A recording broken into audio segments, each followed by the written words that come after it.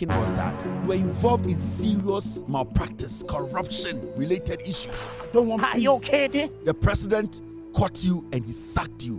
I am daring you. I want to prove to Ghana for say you were sacked because of corruption. You were sacked because of thievery.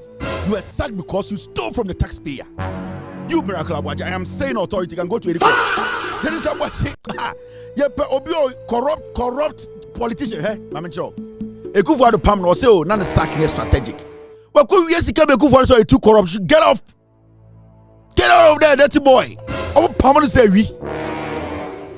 They sacked him like a thief. Grow from where we. Ekufu the Pam to say we. Get out from the office, dirty boy. You are sitting at Ekuapem North. You are doing dealings. You young boy, greedy boy. You are stealing from me. Are you kidding? Ekufu I say sack that thing from the office. You're permanent sack.